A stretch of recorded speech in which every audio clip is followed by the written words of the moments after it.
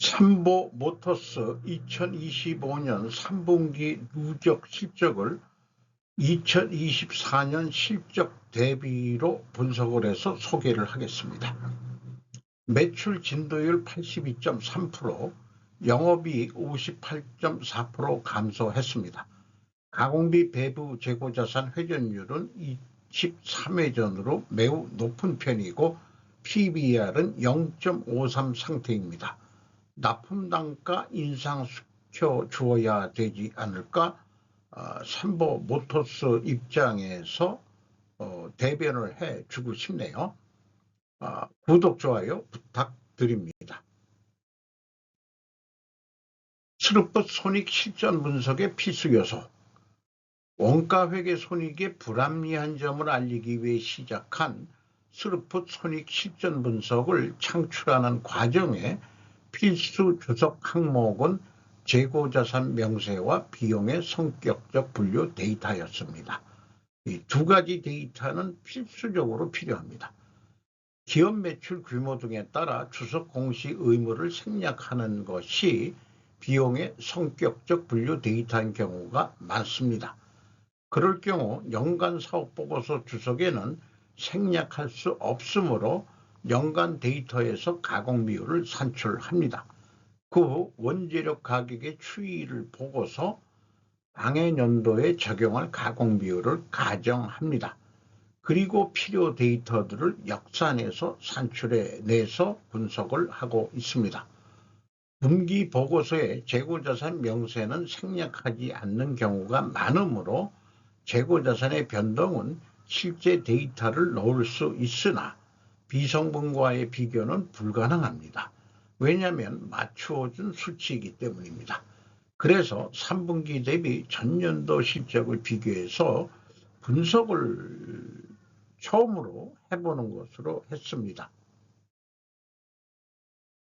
먼저 원가회계 손익인데요. 매출이 3,637억 원, 2024년도 실적은 4,422억 원이었습니다. 전년도 기준 3분기까지 75%만 해도 전년도 실적인데 82.3%니까 여기서 75%를 빼면은 약 7.3% 상승, 증가했다고 보면 되겠죠. 반대로 가공비 배부 재고자산은 17.2%를 줄였습니다. 영업이익 49억 7,100만 원으로 65.6%가 줄었습니다. 그러면 3분기 누적은 나와 있어요. 나와 있는데 이거를 2024년도하고 비교를 했는데 그러면은 2024년도 4분기 실적은 2024년도 전체에서 4분기 거는 공시하는 적이 없죠. 그래서 이 2024년 실적에서 3분기 누적 실적을 빼면은 4분기 실적이 나오게 되겠습니다.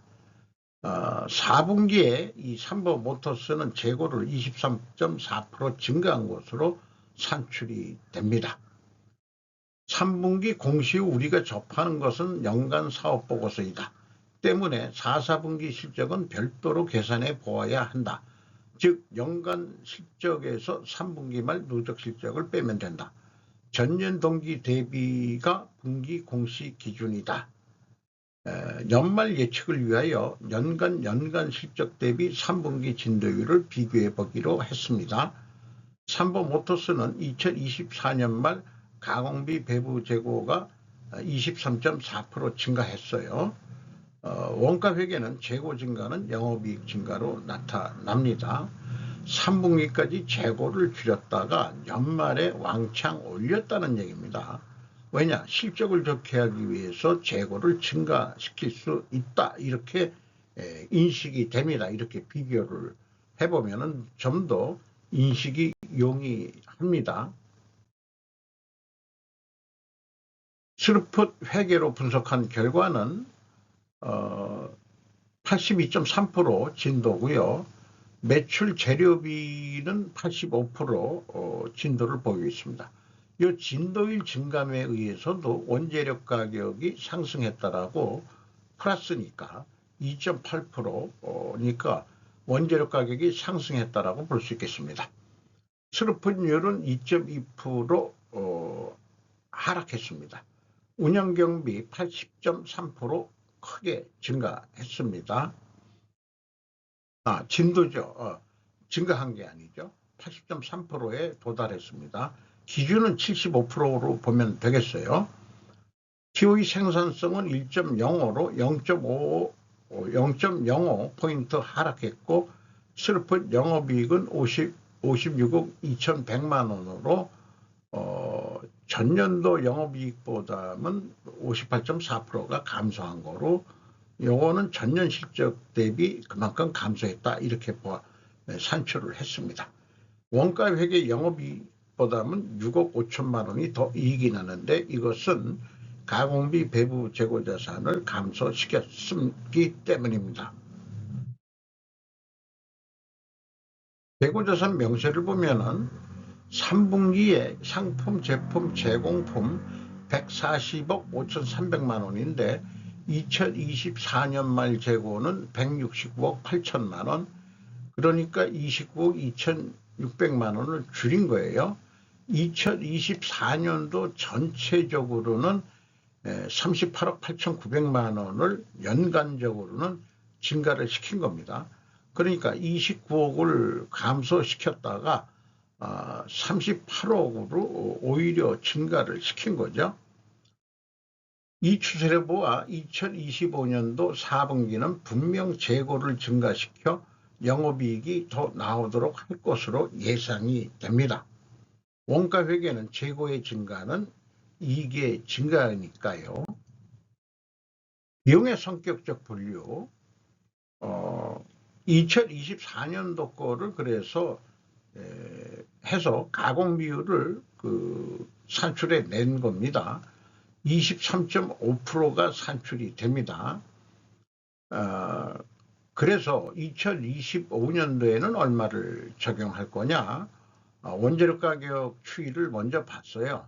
그러니까 원재료 가격이 좀 올라갔다고 봤기 때문에 가공 비율을 22.2%로 0.7%, 1.3% 줄이는 거로, 그렇게 해서 역산으로 총 제조 비용에서 가공 비율을 곱하면 가공비가 나오겠죠. 가공비에서 판매 관리비를 더하면 운영 경비가 되겠습니다. 그러면 전체 금액에서 운영 경비를 뺀 게 MC 매출원가 재료비인데, 이 매출원가 재료비에서 재고자산의 변동, 재고를 3분기에는 줄였죠. 줄인 것은 마이너스가 아니고 플러스로 표현됩니다.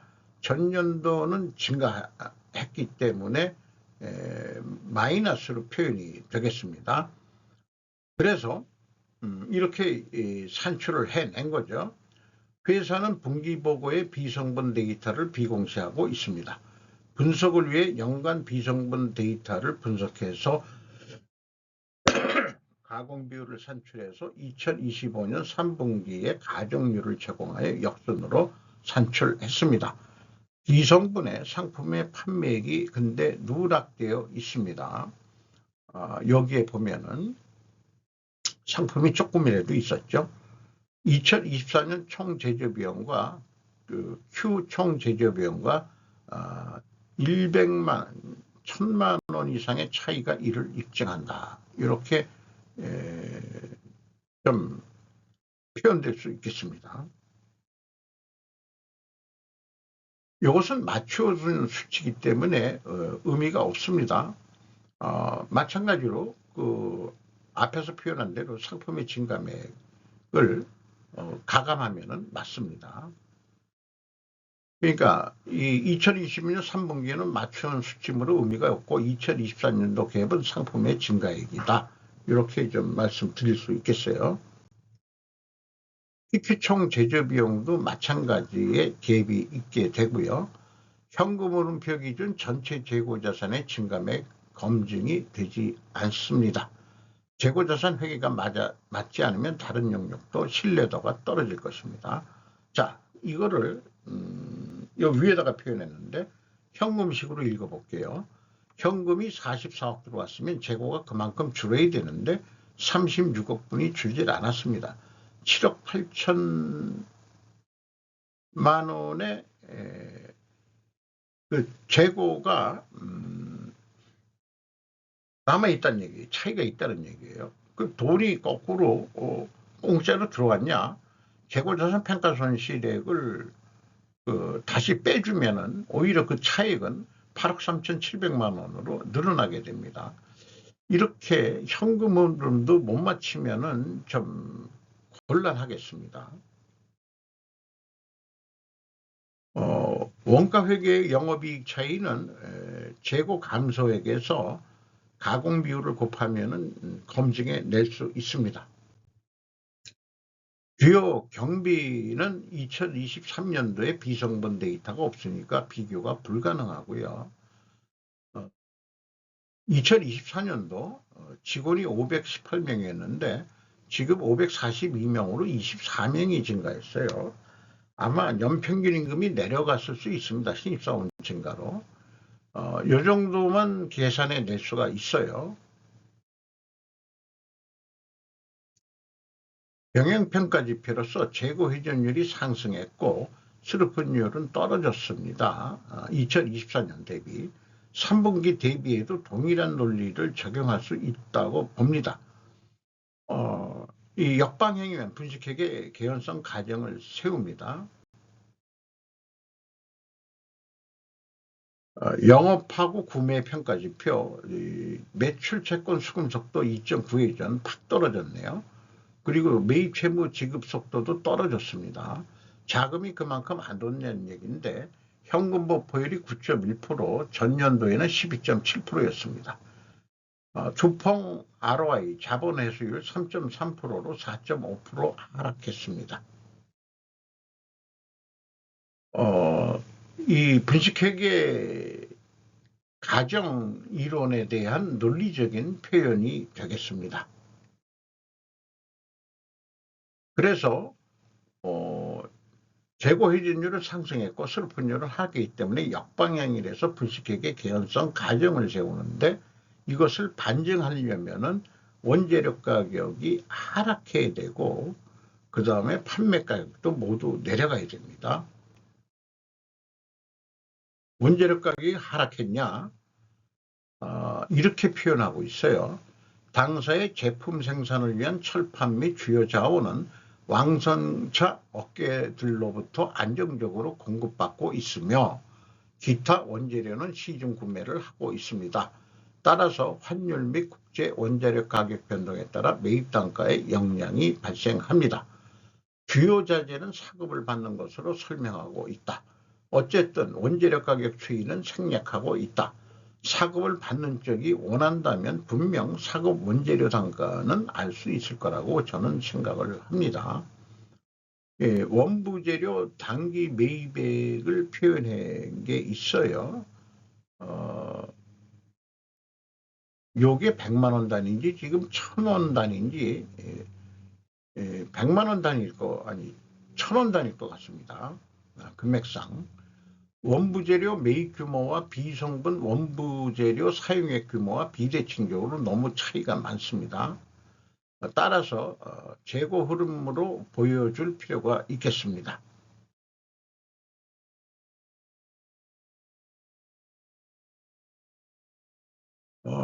원재료 가격 뭐 상당히 디테일하게 아토 파트, 파이프 파트, 플라스틱 제품, 플라스틱 상품 이렇게 상품까지 해가지고 가중 평균을 할 수 있었어요. 2.8% 상승했습니다. 아주 이거는 친절한 금자씨입니다. 판매 가격은 안 알려줬어요. 그게 아까 그 판매 가격이었습니다. 자, 지금까지 분석한 내용을 압축을 해보면은, 요약을 해보면은, 1, 2차에서 원재료 가격이 상승했다고 추론한 결과로 원재료 가격 상승으로 나온 거죠. 그리고 역방향에 서 부직하게 개연성 가정을 세우는데 원재료 가격 하락이니까 출원과는 모순이고 판매 가격은 또 하락해야 됩니다. 그런데 원재료 가격은 비공시해서 알 수가 없습니다. 판매 가격은 상승한 것으로 나옵니다. 어쨌든 반증해 드릴 수가 없습니다.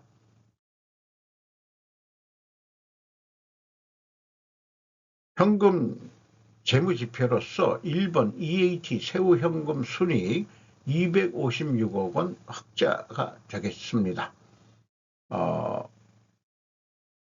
원가회계 당기순이익으로는 22억 원 적자인데 실질적으로는 256억 원 벌었다 이런 얘기가 되겠고요. 두 번째 EMS 영업활동으로 전체 유입된 돈은 127억 8,700만 원, 최종적으로 340억 7,300만 원의 현금이 유출됐습니다. 여기에는 비유동자산 279억 9,400만 원 자본적 지출이 있어서 그렇게 됐습니다. 잉여현금으로서 그 채권자한테 137억 원을 더 추가로 차입을 했습니다. 이자부채 레버리지율이 64.8%, 62.5%에서 50%가 넘으면은 경영권이 지금 무너져 있는 상태라고 볼 수 있겠습니다. 그래서 채권은행이 제3자에 매각할 수도 있겠습니다. 참고적으로 그 투하자본 이런 그 뽑는 방법, 자산총계에서 비이자 부채를 빼는 방법, 납입자본 성장률, 그 다음에 이익잉여금률 이런 것도 참고적으로 하고 있는데 이 회사 삼보모터스라면서 오래간만에 소개를 하네요. 이자 부채도 별도로 집계를 하고요.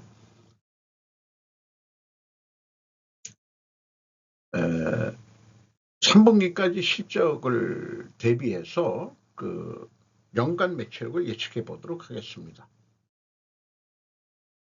이것은 삼보모터스가 자동차 부품 회사이기 때문에 완성차 메이커의 납품 단가를 어떻게 할 건지 이런 거를 제가 좀 가정을 해봤어요. 원가 회계로 재고를 증가시킨 납품회사의 견적 단가는 실제보다 높게 제출할 것이다. 원가 회계의 매출 원가는 재고가 증가하면 영업이익이 증가하죠. 따라서 구매사에서 연간 납품 단가를 계약 시 견적서를 브릭다운해서 제출하게 하는 것이 표준 관례로 알고 있습니다. 실제 재료비에다가 운영경비를 더하면 총 제조 비용은 원축 매출 원가보다 높게 나올 수밖에 없습니다. 재고가 증가하면은 매출 원가보다 높게 나오게 되죠. 총 제조 비용은 재고가 증가했으니까 매출 원가가 낮아지니까 총 제조 비용은 늘어나는 건데 이 표현이 제가 좀 지금 제가 읽어보고서 조금 이상한데 일단 그래도 읽어보죠. 때문에 견적서에는 재고 증가의 영향력을 표기할 수 없으므로 다른 가격을 부풀려서 제출할 확률이 높습니다. 원가 회계로 재고 증가시킨 납품 경쟁 단가는 부풀려지므로 충분히 내고할 필요가 있다. 또한 재고가 감소하면 영업이익도 감소하므로 이 경우도 납품 견적 단가를 부풀릴 확률이 높다. 구매회사가 슬프 관점 평가를 할 역량이 그래서 있어야 한다. 대중소기업 동반성장이란 말을 말로만 끝내서는 안 될 것이다. 약자의 편에 서게 되어 있는 게 좀 인지상정이죠. 그래서 어쨌든 어저께 팔린 만큼 오늘도 팔릴 것이다 하면은 그 75% 기준인데 2023년도 실적보다 83.6% 조금 더 증가했으니까 어저께 팔린 만큼 내일도 팔릴 것이다 하면 1 더하기 25%여야 되는데 30%를 좀 해보기로 하고요. 33%.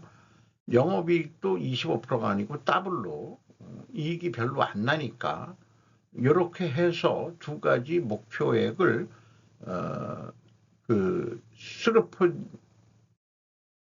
원가 회계부터 얘기를 하는 겁니다.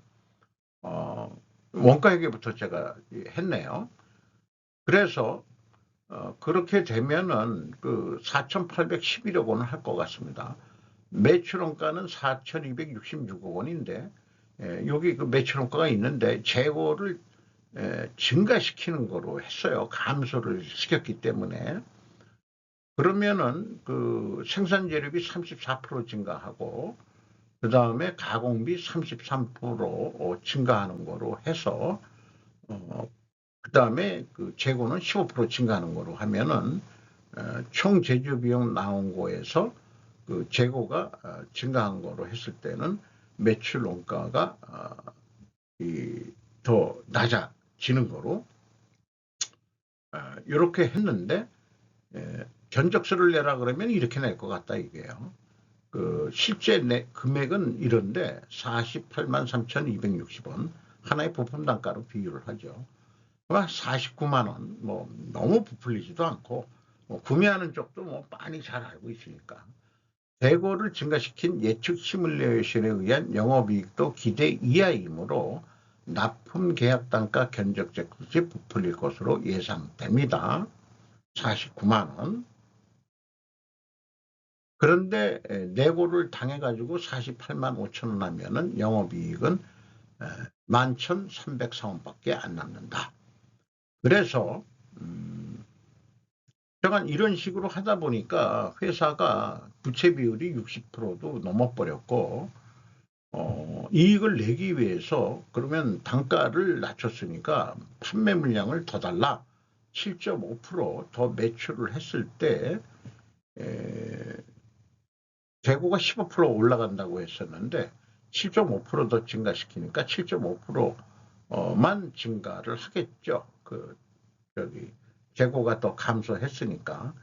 그렇게 되면은 남는 게 그렇게 올라가지도 않습니다. 영업이익이 그래도 더블 정도는 올라가요. 25,210원으로. 만약 완성차 메이커에서 부풀려진 견적 가격을 내고야 발주해서도 비싸게 사는 것일 수도 있다. 이렇게 생각을 해보게 됩니다. 그러면 스루풋 회계로는 어떻게 되느냐? 이것도 1 더하기 33% 해봅니다. 영업이익률도 50%로 하는 거로 하고요. 그러면은 요거를 목표액을 스루풋률로 나누면은 4,869억 원을 할 것 같습니다. 그리고 매출 재료비도 1 더하기 34% 정도 해가지고 매출 재료비율로 나누면은 4,875억 원 정도 할 것 같은 것으로 예측해 볼 수 있겠어요. 그러면 이거를 납품 단가로 비유를 한다면은 48만 7천 원으로 판매를 해야 된다. 이렇게 인정을 좀 올려줘야 된다. 이런 얘기가 되겠습니다. 그러면은 한 8,145억 원뿐이 안 남아요. 그러면 이익을 더 내기 위해서 재고 회전율이 이 정도면 꽤 높은 건데 30.7회전, 33회전, 7.5%더 해보자. 그러면은 판매 단가가 52만 4,200원꼴로 돼서 비로소 16,818원 영업이익을 낼 수 있다. 앞서 원가회계부터 소개를 해드렸는데 스루풋상으로는 올려줘야 된다는 논리가 나오게 되는 겁니다. 주가는 4,020원으로서 350원 내려갔습니다. PBR은 0.53으로 또한 이것도 내려갔습니다. 5% 이상 주주는 이재하 씨가 9.72%, SB솔루션이 8.53%, 삼보 ANT가 7.56%, 주식회사 보고파워가 7.08%, 삼보 프라텍이 5.28%, 개인보다도 여러 회사들이 들어와 있는 것으로 되어 있네요.